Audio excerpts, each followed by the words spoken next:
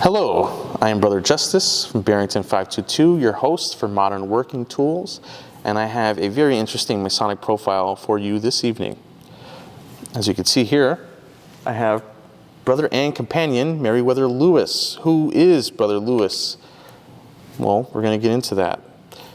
I do have his Wikipedia profile pulled up here, and I'll give you some information and background about him, sort of as a light primer into this topic.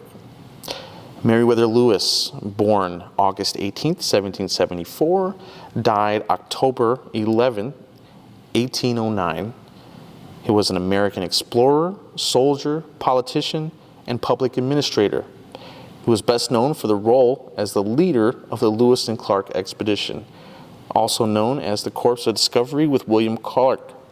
Their mission was to explore the territory of the Louisiana Purchase, establish trade with the local natives there on the Missouri River, and claim the Pacific Northwest and Oregon country for the United States before the European nations could jump on it. They also collected scientific data and information on indigenous nations. President Thomas Jefferson appointed him governor of Upper Louisiana in 1806. He died of a gunshot wound that was either a murder or a suicide. In 1809, the Louisiana Purchase was not made official until July 1803. Jefferson still requested Congress to fund the expedition in January of the same year. He was appointed by Thomas Jefferson. He was the second governor of Louisiana Territory. His office was from March 3rd, 1807 to October 11th, 1809, up until the time of his death.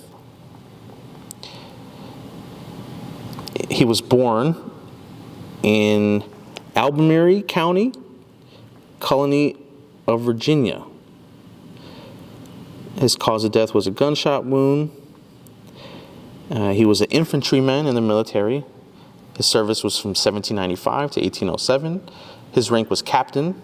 His unit was the Legion of the United States, 1st United States Infantry Regiment. And he did go on the Western Expedition. This man was a pioneer of the United States, and he was also a Freemason, which is really awesome. He was initiated, passed, and raised in the Door to Virtue Lodge, number 44, in Albemarle, Virginia, between 1796 and 1797. On August 2nd, 1808, Lewis and several of his acquaintances submitted a petition to the Grand Lodge of Pennsylvania requesting dispensation to establish a lodge in St. Louis. Meriwether Lewis was nominated and recommended to serve as the first master of the proposed lodge, which was warranted as Lodge number 111 on September 16th, 1808. Now, let's get into a little bit about his Masonic background and what we have as evidence on record of that there.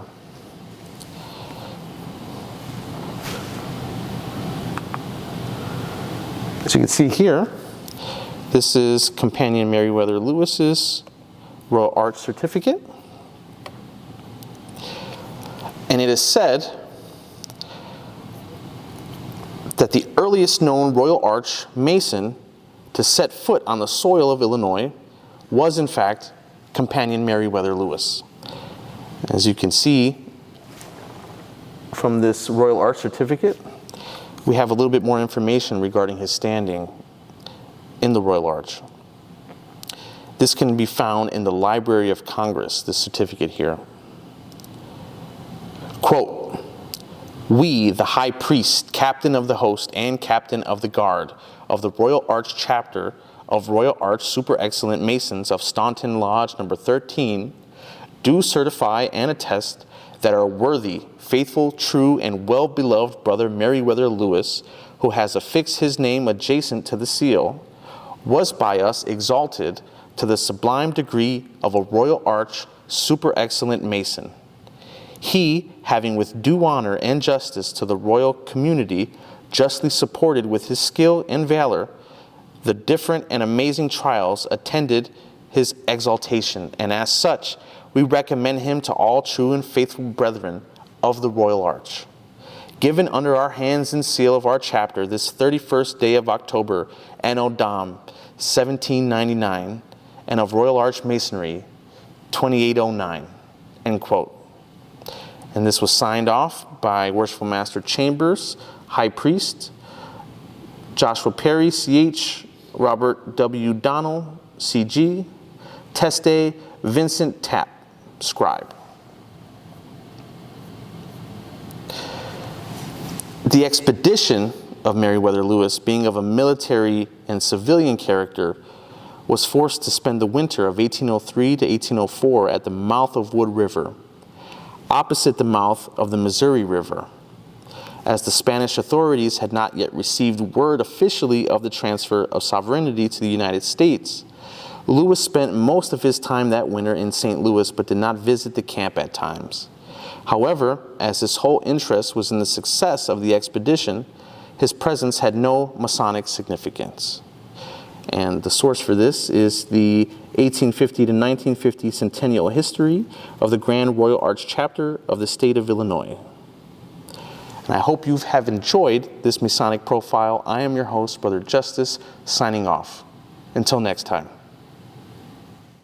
Masonic Profiles, Notable Freemasons from Illinois and Elsewhere,